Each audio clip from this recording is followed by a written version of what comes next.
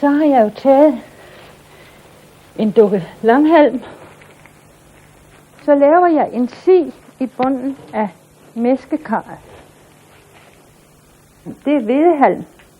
Det er stift, og det er glat, og jeg vil tro, det klasker ikke så meget sammen som byg eller havrehalm for eksempel gør.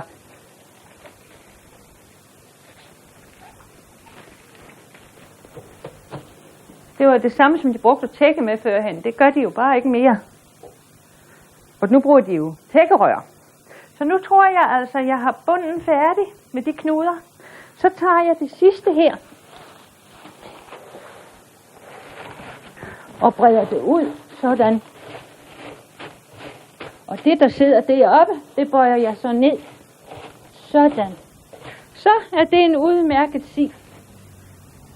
Min mor bryggede, og hun døde ret tidligt, og så overtog min far det her bryggeri. Og så skulle jeg jo også lære det, og det kunne han altså ikke lære mig, fordi han stod over mig hele tiden og sagde, nu skal du passe på med det. Du må endelig passe på med det. Så sagde jeg, det kan du ikke lære mig.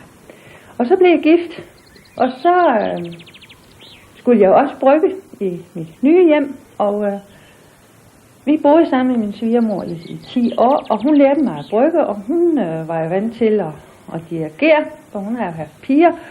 Og så sagde hun simpelthen, du gør sådan og sådan. Hvis du er i tvivl, så kommer du ind og spørger mig. Og på den måde lærte jeg det.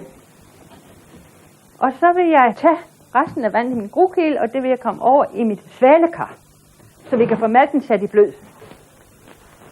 Og så tager jeg alt vandet af, og jeg tæller spandene.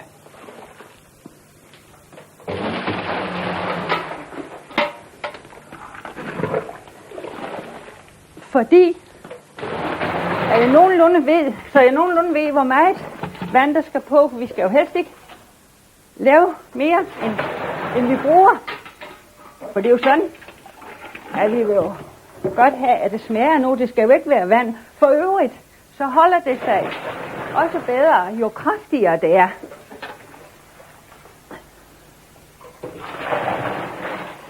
Pandoras æske. Her skal vi se. Den gang vi blev gift, så siger min mand, det gamle skib, bare du ikke bliver træt af det. Nej, sagde det gør jeg ikke, for jeg har altid syntes, den går, den var så smuk. Jeg kan da nok se det der med folk, der bor i parcelhus og alt det nye der. I var det nemt. Jeg hører nu til dem, det hele, det behøver ikke at være ligesom en snor og alt det her. Det bliver man altså nødt til, hvis det er noget gammelt, så må man vente sig til, at der er nogle skævheder, hister her. Det kan altså ikke undgås. Og der er støv, og der er edderkopper. Så har vi jo sådan forskellige morsomheder, og kan vise folk, men anden har vi jo det der kælkammer, hvor kælen lå inde i det ene rum og stak benene ud igennem væggen i vognporten. Det gjorde man jo dengang, og det var brugt så sent som op til første verdenskrig. Nu vil jeg så tage humlen, og den vil jeg komme i min grukæde. Og koge den cirka en halv time. Jeg ved, at der er nogen, der sætter den i blød. Men det har min svigermor altså aldrig gjort, som følge deraf, så gør jeg det selvfølgelig heller ikke. Så nu kommer vi det her ned. Malt og humle, det køber vi i Ejby hos en mand, der har haft et bryggeri, som han så har nedlagt. Ja, nu kan vi jo så lugte, at vi koger humle. Jeg selv bryder mig ikke meget om lugten, men der er jo mange, der synes, den lugter godt. Det, jeg synes, der lugter godt, det er malten. Når der kommer varmt vand på malt, det lugter godt, det lugter sødt. Så det synes jeg faktisk bedre om end det her. Men det hører jo med, så det gør vi selvfølgelig. Så jeg vil lige røre lidt i det, og så vil jeg gå ind og hente malten.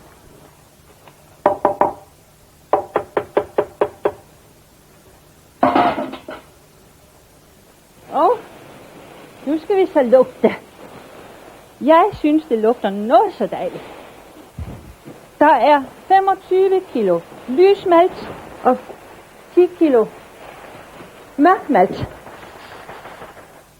Jeg vil nu tage min åre, og så vil jeg røre i malten for, at den kan blive helt genblødt. Der må ikke være nogen tørre klumper i den. når de laver malt, så det er byg, som de kommer vand på, og så spirer det. Og når det så har spiret tilstrækkeligt, så bliver det lagt til tørre. Og hvidmalten, den bliver bare tørret ved varme. Men røgmalten, det er varme og røg. Og hvis vi laver øl alene af røgmalt, så kan man smage den røgte smag, og så bliver det mørkt øl. Vores gård er jo en sulegård, og en sule, det vil sige, det er en meget stor stolpe, som står fra gulvet og op og understøtter rygåsen. Denne byggemetode brugte man op til 1820. Og sulerne, de står med 7 meters afstand, og det bevirker, at det giver et meget stort rum. Vi har drevet gården som almindelig landbrug fra 1955, og der hører cirka 16 hektar til, men nu har vi forpagtet den ud. Ellers så har vi jo haft både køer og grise, men nu har vi så kun nogle høns og ender og gæs. Ja, nu er humlen kogt, og så skal vi have den sid, og så lader vi det løbe ud i en gryde, hvor vi så opbevarer det til. Vi skal have øllet på tynde.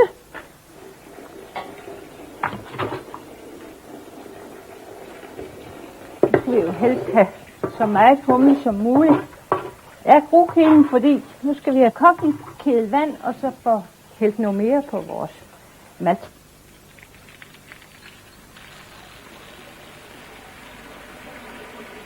Det var godt. Tak skal du have. Tak.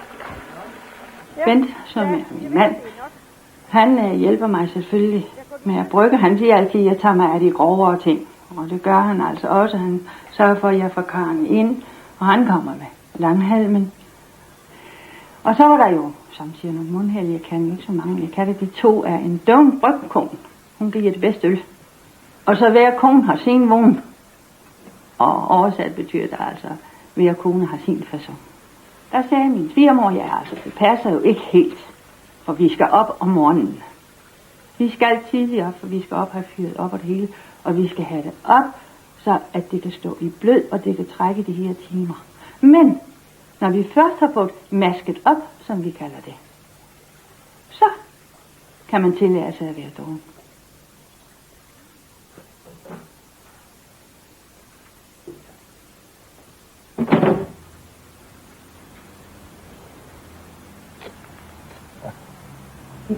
Der kommer der en bil ind i gården, og jeg siger til min mand, der kommer nogen. De sagde ikke noget. Jeg sagde heller ikke noget. Jeg tænkte, jeg kommer og hils på. Men de tog deres målbånd nu, og de tog deres stokker og fotografiapparater og det hele. Så siger de pludselig, nu var det ikke ret længe, inden vi kommer. Så det glæder jeg mig da til. Så kom de så ind, og så sagde jeg så til dem, når skal vi fredes? Ja, det kan godt være.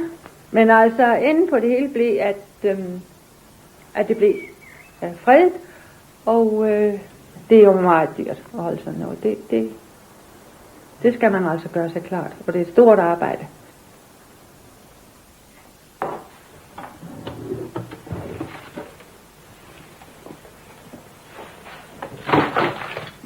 Det der med at maske op, det betyder, at jeg tager den malt, som har stået i blød i kogende vand. Så kalder vi det mask, når den er blødgjort.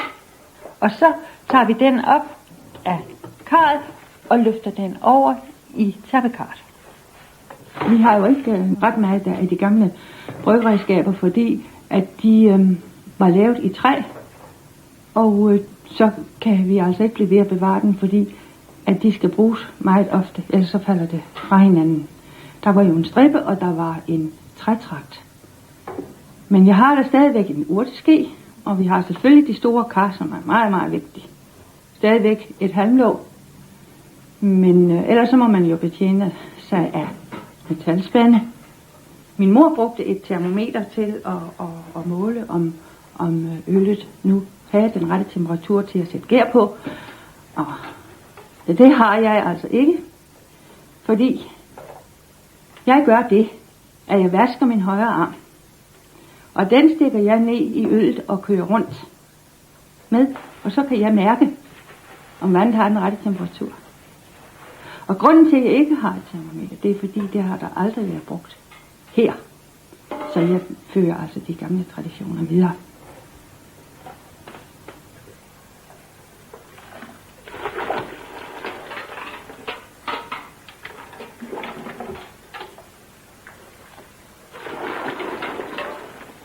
Om et øjeblik, så er malten steget op, og der er ikke mere øl at se. Og så skal det stå og trække mindst 4 timer, så kan vi tabe det af og komme det over i svalekart. Og så er det, vi skal have det ned på ca. 35 grader, og så kan vi sætte gæren på. Da min svigermor kom her til gården, der var der ingen have. Der var der simpelthen en græsmark. Hun sagde, at forerne de gik helt op til køkkenvinduerne. Men så havde hun en god bekendt fra sin hjemmeegn, og han kom hen og lagde haven an for hende, og kom med den bemærkning, at han sagde, sikke nu jord, her kan du sagtens leve. Vi kan føre gården tilbage til 1664, og der var den fæstegård under Lykkesmose gods. Men i sidste halvdel af 1700-tallet kom der et brud i familien ved det, der var et ægtepar, der var barnløse. Men de fik så lov til af herskabet på Lykkesmose at adoptere mandens brordatter. Og hun var født i 1810 og hed Birte Nielsdatter. Og de fik så en del børn, og de fik blandt andet Karen Hansen, som var yngste barn af børneflokken. Og hende og hendes mand, Peter Madsen, de overtog gården her i sidste halvdel af 1800-tallet. Vi har et meget smukt portræt af hende, som vi har hængende i vores stue. Vi hæger meget om det, for det har altid haft sin plads der, og så langt til jeg er her, bliver der altså ikke flyttet. Henne over dragkisten, der hænger der 4 mindekranse, og det er kranse, som blev lavet, når at personerne døde. Videre er der Karen Hansens navneklud, som hun har syet i 1857. Den er meget bemærkelsesværdig med den krans, eller kant, den har af rødt silkebånd, og så er der lavet 4 rosetter, en i hver hjørne med en lille perlemusknap.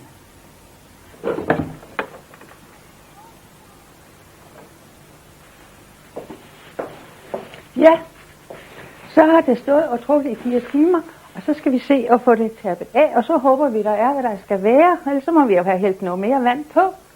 Men vi ser og få det tappet af og få det over i svalekart.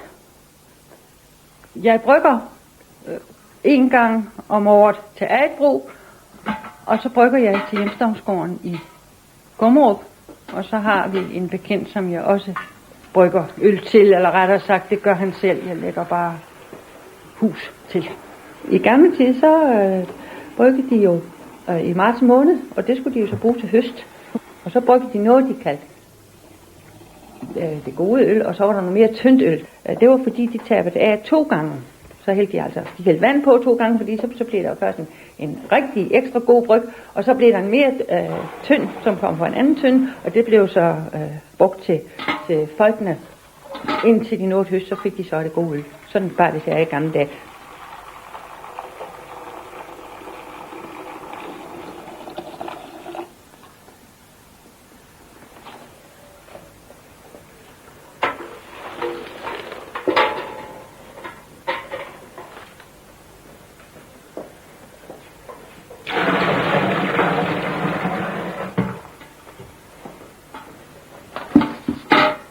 Her har vi så gæren, og den fylder jeg så på, når at øllet er svalet ned til legemstemperatur. Og så lægger jeg halmlåget på og lægger oven imellem låg og kar, for det har min svigermor også lært mig, for at det ikke skal lukke alt for tæt. I 1970, så søgte en organist ved Drøslet Kirke, og så siger jeg, den vil jeg have.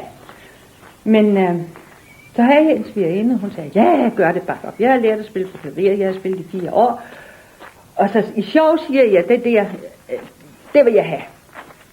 Og min datter, hun sagde, nej, det skal du ikke, mor, for.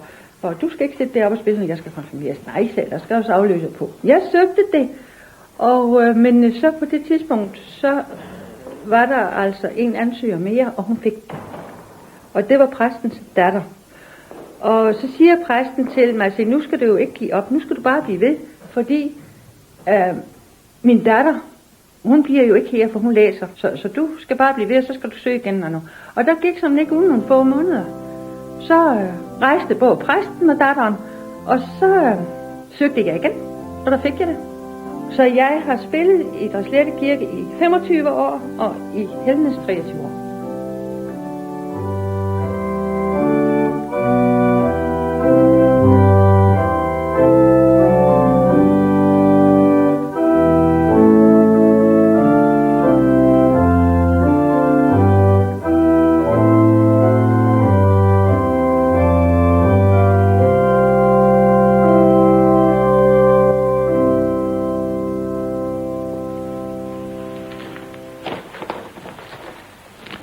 Ja, nu har gæren så været på i cirka 13 timer, men vi lader det stå nogle timer endnu, inden at vi tyller det. Og vi kan rigtig se, hvordan den arbejder, og når jeg fører min hånd af herhen over, så kan jeg helt mærke, at det er varmt. Så nu må vi jo så se at få det afkølet lidt mere.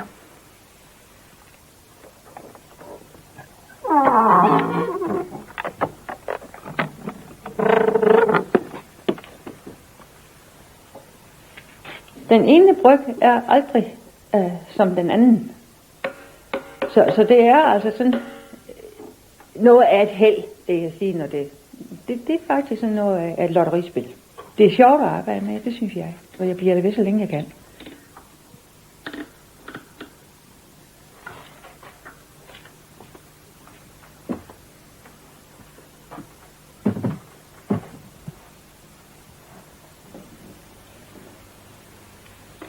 Gæren, den kan man jo bruge indtil flere gange, og vi kan så gemme den fra gang til gang, hvis man tør. Men jeg ved, at vores nabokoner, de brugte at lægge nogle mursten ud på bordet, og så hældte de gæren ud på, og så lå den og tørre, så blev den helt til skaller, og så puttede de den i en pose, og så gemte de det til næste gang.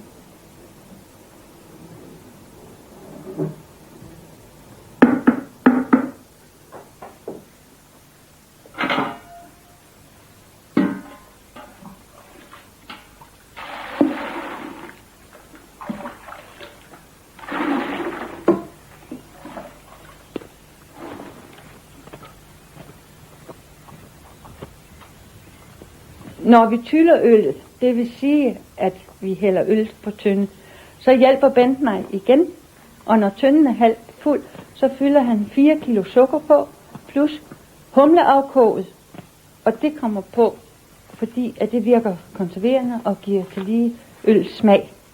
Og så skal tønden lukkes, når den er færdig med at gære, og så skal den stå cirka 3 uger, inden vi lukker op for den.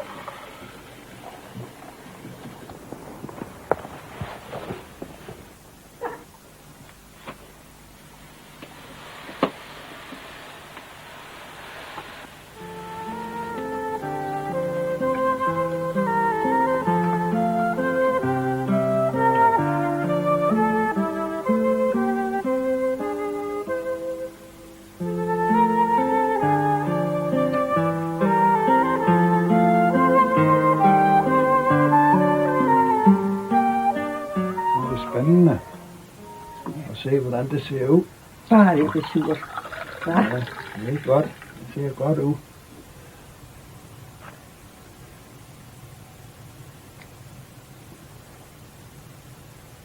Ja, det smager godt.